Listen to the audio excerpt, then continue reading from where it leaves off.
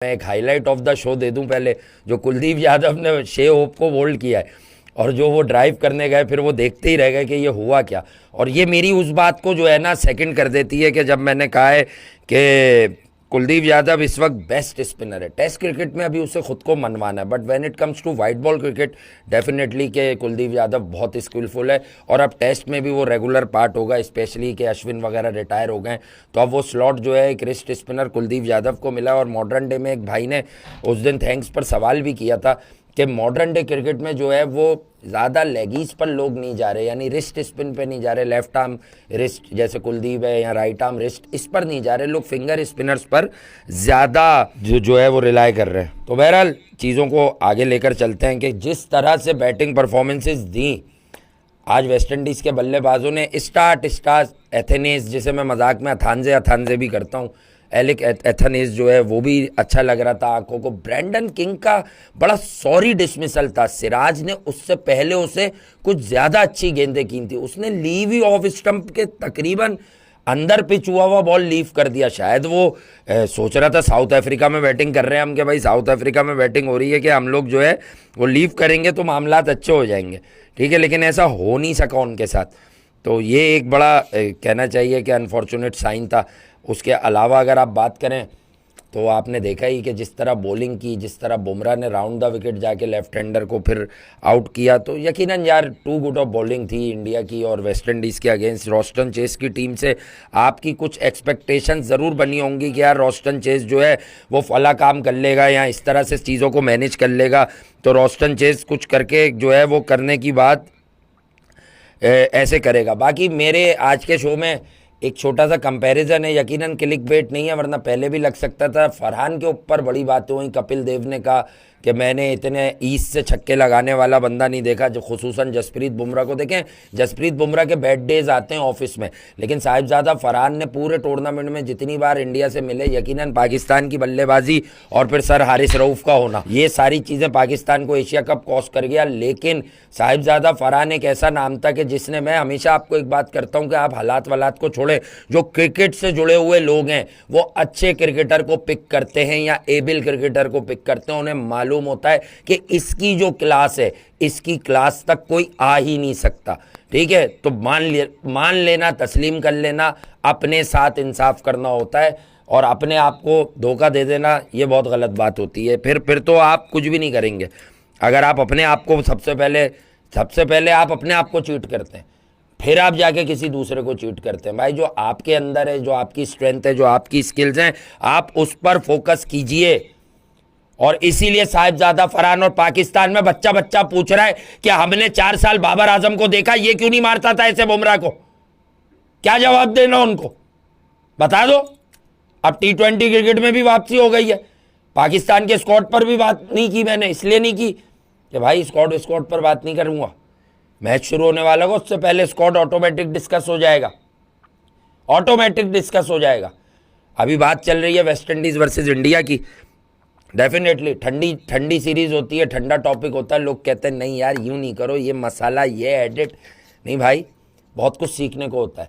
West Indies की conditions बहुत मुख्तलिफ नहीं होती इंडिया से, तो आई थिंक बज़ाहिर छोटी अपोजिशन लगती है वेस्ट इंडीज़, बट इंडिया या गिल की टीम ने जो 2-2 ड्रॉ करके आई थी, ये ना बोलिए कि गिल एक यंग कप्तान है, गिल की टीम ने कुछ अर्न ही किया, यहाँ पर बहुत कुछ अर्न किया उसने, और उसकी बॉलिंग यूनिट ने दिखाया कि नहीं यार हम तो इतने जल्दी इनको अंडर जो है वो 200 पैक कर सकते हैं, 160s में, 150s में। हमारी बॉलिंग में ये पूरी बात है, पूरी ताकत है हमारी बॉलिंग में कि हम इस तरीके से इनको सारे मामलात जो है हम ख़राब कर सकते हैं इनके। अब अगर आप बात करें कुलदीप यादव साहब की, तो देखें सिराज ने बॉल मूव किया, यकीनन सारा कमाल हुआ। 162 के बाद 121 पर 2 विकेटें ले ली हैं जेडन सील्स ने। देखें जेडन सील्स टेस्ट क्रिकेट खेल रहा है, अभी ज़्यादा दूर नहीं जाएं, थोड़ा सा पीछे जाएं। पाकिस्तान 92 पर भी आउट हुआ, जो वनडे सीरीज़ में जिल्लत मिली, तो जेडन सील्स के लिए मैंने एक लाइन बोली कि यार he is a very good wide ball bowler, but Pakistan ने जिस तरह इसको विकेटें दी है ना, मच इम्प्रूव बॉलर है, लेकिन आप ये नहीं कह देंगे कि वो एक वर्ल्ड क्लास पेसर बन गया है।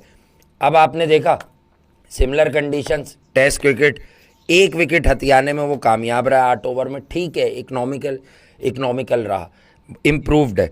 लेकिन जो है फिर ग्रीव्स को आप देखें तो 4 ओवर में 19 दे गया, ठीक है। रोस्टन चेस ने खुद बॉलिंग की और रोस्टन चेस की बॉलिंग फिर भी काम आई। यंग साई सुदर्शन, मुझे अच्छा लगा कि अब करुण नायर को उन्होंने पूरी सीरीज़ दी और छुट्टी की, लेकिन जो है वो साई सुदर्शन छा गया। तो आपने देखा ही होगा कि साई सुदर्शन ने किस तरह से परफॉर्म किया। 42 गेंदों पर 18 रन बनाकर कप्तान भी ठंडापन एंजॉय कर रहे हैं। वो कह रहे हैं हम क्यों तेज़ खेलें यार। मुझे लग रहा है सुबह ड्रेसिंग रूम में इन्होंने तस्वीर लगाई हुई है बाबर की, कहीं वो उस पर नज़र ना पड़ गई हो। स्लो ही खेलें। वैसे थोड़ा सा तेज़ बैटिंग करनी चाहिए, हो सकता है कल आकर ये लोग तेज़ बैटिंग करें। 121 फॉर 2 है। रोस्टन चेस को खुद भी बॉल करानी पड़ी 1 विकेट लेने के लिए। एक ही विकेट जेडन सील्स के हिस्से में आई 38 ओवर्स में। तो रन रेट तो बहुत मैटर नहीं करता, ठीक है, अपना टाइम ले रहे हैं, टेस्ट क्रिकेट है और इसको आगे लेकर बढ़ रहे हैं। लेकिन आई मस्ट से जिस तरह की कारकर्दगी दी है ना, जिस तरह की कारकर्दगी दी है वो भाई काबिल तारीफ़ है।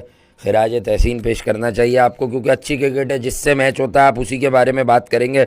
यकीनन इंडिया वर्सेस जो है वो ऑस्ट्रेलिया तो हो नहीं रहा, मैच तो Pakistan India versus West Indies हो रहा है। बाकी मैंने एक चीज़ और बाबर और फरहान के कंपैरिजन के हवाले से भी बताई कि बाबर और फरहान, यार आपने आगे डंडा डाल के बाबर और फरहान की लाइन भी लिख देना, ठीक है। वो कंपैरिजन इसलिए है कि इन T20 क्रिकेट आपका जो एस प्लेयर हो, जैसे आपने साहिबजादा फरहान को तवातुर के साथ मौके दिए, ठीक है। मैं तो बहुत अरसे से बताता आ रहा हूँ, अब तो आप सबको हिफ्ज़ हो गया होगा इसके बारे में। तकरीबन 3 साल प्लस से तो इसकी आवाज़ उठा रहे थे कि फिर ये PSL में नहीं था लास्ट ईयर। साहिबजादा फरहान, सही है ना, पिक ही नहीं हुआ था। वो जो चक्कर हुआ था, वो क्या नाम है जो मुझे बड़ा पसंद है, कॉर्बिन बॉश, उसका मामला हुआ, उसने PSL को छोड़ा, IPL ज्वाइन की, उसका एक मसला बना, तो उसकी जगह उसकी कॉस्ट पर साहिबजादा फरहान को लिया गया। तो ये आप समझिए कि ये कहानी हुई है उसके साथ, ठीक है। बहरहाल देखते हैं अभी क्या होता है। लेकिन बहरहाल इस टेस्ट मैच में अगर अब वेस्ट इंडीज़ कोई घेर तब्दील करता है, बाउंस बैक करता है तो मज़ा आएगा, वरना उतना ही ठंडा लगेगा जिस तरह अभी मुझे ठंडा लग रहा है यार। ये जो टीमें आती हैं टूरिंग टीम्स, इन्हें फाइट करनी चाहिए। अभी इंडिया गया था, ऐसा लगा था कि इंग्लैंड जो है वो खा जाएगा, लेकिन मैं पहले से बोल रहा था कि इंग्लैंड की बॉलिंग लाइनअप नहीं है ना, इंग्लैंड में इस तरह से पेस बैटरीज आ रही हैं। एंडरसन ब्रॉड पर इस्तेफादा करते करते अब टाइम हो गया। अब उन्हें कुछ बॉलर्स ऐसे भी टेस्ट क्रिकेट में इंडक्ट करने पड़ते हैं जो आइडियली सूटेड नहीं है। इंग्लैंड तक तो उनकी फिर भी वक़्त है, जब वो बाहर निकलेंगे। अगर वो इंडिया आ जाए, अभी आए थे ना जिसमें रोहित शर्मा का बड़ा फेमस हुआ था डायलॉग, क्या अरे गार्डन के लड़के क्या गार्डन में घूम रहा है और ये वो तो आपको पता है बिल्कुल ही मुंबई की चालू जबान है, उन्होंने तो बर्बाद कर दिया। लेकिन उस सीरीज का नतीजा क्या हुआ, ध्रुव जुरैल तक खड़ा हो गया था। यही कुलदीप यादव जो बॉलिंग से मैच विनर है, इसने 100 से ज्यादा गेंदें उस पार्टनरशिप में खेली हैं, जाके चेक करें। तो ये जब टूरिंग टीम एशिया में आती है तो इनका दमखम क्यों निकल जाता है। यकीनन एशिया में अगर आप बड़ी क्रिकेट खेलने आएंगे तो India is the best side यार, फार अहेड है वो। इट डजेंट मैटर कि विराट कोहली और रोहित शर्मा अब चले गए और शुभमन गिल क़यादत कर रहे हैं, लेकिन जो बात है वो फैक्ट है। तो ये इन टीमों को देखना चाहिए कि भाई ये आए खेलने आए तो परफॉर्म करें, डिलीवर करें, कुछ मामलात बिठाएं। सही है कि हाँ यार हम भी आए मार्केट में, हम भी खेलेंगे, हम भी परफॉर्म करेंगे, हम भी दिखाएंगे कि नहीं यार हमारे पास दमखम है, हम इस क्रिकेट के लायक हैं जो हम खेलना चाहते हैं, ठीक है। मतलब आप लायक ही नहीं होंगे तो फिर आप क्या करें। तो आप जो है क्वेश्चन करें। देखें कुलदीप यादव ने जो वो बोल्ड किया, वो दुनिया का हर बल्लेबाज उस बॉल पे बोल्ड होता। हाँ, कब होता कि जब वो उस गेंद को खेलने जाता। बैट साथ रखकर भी बड़े मसाइल थे उस बॉल के। तो आप देखें कि शे होप सेट हो गया, गुड लिटिल प्लेयर। शे होप बुरा प्लेयर नहीं है, कमाल प्लेयर है शे होप। वेस्ट इंडीज़ है तो क्या हुआ, शे होप, रोस्टन चेस, ये दो एक ऐसी कैटेगरी में लैंड करते हैं कि आप ये तो नहीं कहेंगे कोई टॉप 5 हैं, लेकिन they are very serious players, ठीक है। तो ये चीज़ आप नोट करें कि इनका आपने जो मामला है वो किस तरह से देखा, ठीक है। अब अगर आप आगे चलें तो अब जो इनके पास टास्क है, वेस्ट इंडीज के पास, उनके पास टास्क है कि यार वो इंडिया को कितने नीचे आउट कर सकते हैं। क्या ये कहानी होगी कि इंडिया इतने रन्स बना लेगा 200-150 ऊपर, जो कि बज़ाहिर नज़र आ रहा है 400 तक चले जाएंगे, 350 प्लस चले जाएंगे। उसके बाद वेस्ट इंडीज़ जब दोबारा बल्लेबाजी करेगा तो यकीनन डेफिसिट ही ख़त्म नहीं होगा तो इनिंग डिफीट हो जाएगी। डेफिसिट ख़त्म नहीं होगा तो इनिंग डिफीट हो जाएगी। तो ये है वो कहानी। तो ये यकीनन आज सिराज ने जिस तरह से बॉलिंग की है मज़ा आया देखने में। वो डिसमिसल जो है वो यकीनन एक बड़ी ग्रेट साइट होती है कि बॉल छोड़ा लेकिन आए मस्त से यार, मतलब that was some delivery by Mohammed Siraj. ठीक है, मैं किस बॉल की बात कर रहा हूँ समझ ही गए हो गए आप लोग, जो कीपर के पास तक पहुँची यार, बस कमाल कर दिया उसने उसमें चेस को, जो उसने एच किया है ना यार, बहुत कमाल का बॉल था। मतलब वो पड़ा है और ऐसे लीव हुआ है कि बस हिल गया वो। और इंडियन पिचेस पर डजेंट मैटर आप कहाँ खेल रहे हैं, किस ग्राउंड में खेल रहे हैं, अहमदाबाद में मूवमेंट होता है, अहमदाबाद में मूवमेंट होता है अगर एक ट्रेडिशनल टेस्ट की विकेट हो। लेकिन इतना जितना सिराज ने मूव किया, इवन ओकेजनली जसप्रीत बुमराह ने भी बॉल को हिलाया। ठीक है, स्टार्ट अच्छा था, सब ने देखें 12 रन किए एथेनेज ने, उसके बाद 13 रन किए ब्रेंडन किंग ने, सबको 15-20 बॉलों का टेस्ट वाला स्टार्ट मिला।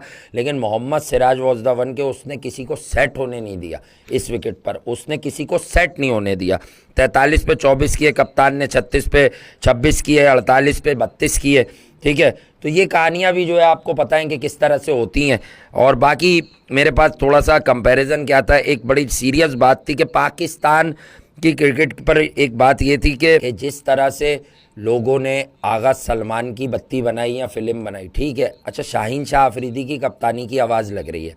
अब आप लोगों को याद होगा जब बाबर आजम हटे और शाहीन बने और फिर दोबारा से शाहीन को 4-5 मैचेस में हटाया, तो मैंने कहा कि ये आपको इतना शदीद बैकफायर करेगा ना ये डिसीजन, क्योंकि आपने उस बेचारे को जो अहल था, परफॉर्मर था, अब उसकी रही सही बॉलिंग भी ख़त्म हो जाएगी। But under the leadership of Agha Salman Shaheen लगा कि भाई पाकिस्तान की बॉलिंग में जितना दमखम है, शाहीन एक प्रीमियर बॉलर आपका है, तो आप कप्तान चेंज कर सकते हैं। लेकिन याद रखिएगा एशिया कप का फाइनल खिलाया जब साहिम अयूब को आप मौके पर मौका, तो भैया आगा सलमान को भी आप राइट ऑफ नहीं कीजिए। मैं खुद कहता हूँ कि वो ओडीआई क्रिकेट का ज़्यादा बड़ा हीरो है।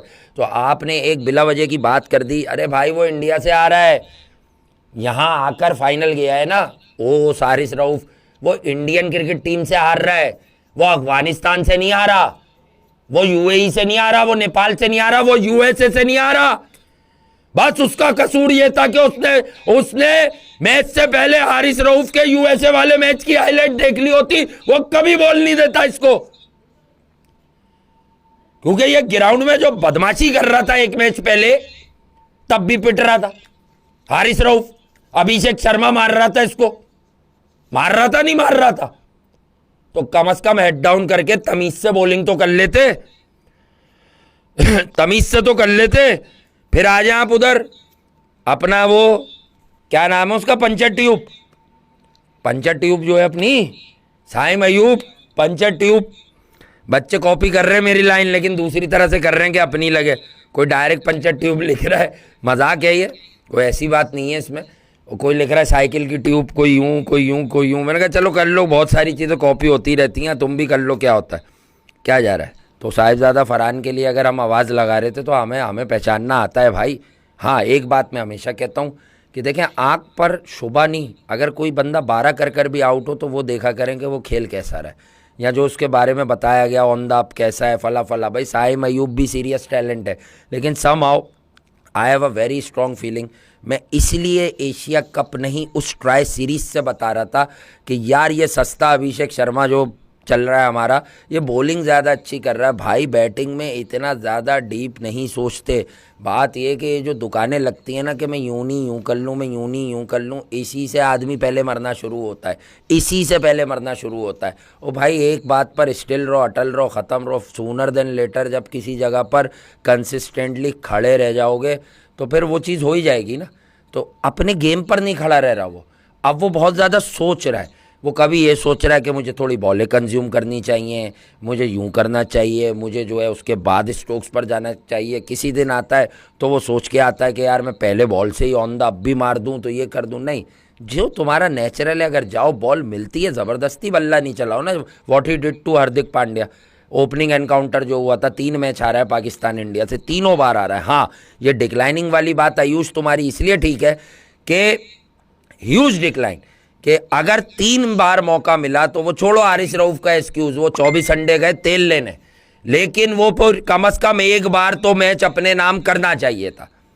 ये 3-4 साल के एरा में आप देखेंगे कि ऐसा होगा। 3 मैचेस में से एक मैच तो आपका बनता था, लेकिन तीनों मैचेस में एक तरह से चारों शाने आप चित हुए। 2 में तो हुए, लेकिन जिस मैच को आप कहते हैं कि हाँ बड़ा तगड़ा बना था, अनटिल और अनलेस हारिस रऊफ, नहीं, मैं मानता हूं उसमें आप फाइनल में बुरी तरह से जेर हुए, क्योंकि यही वो मैच था फाइनल एशिया कप का कि जहां आपने कम से कम इंडिया को टक्कर दे दी थी, 3 विकेटें गिरा ली थी।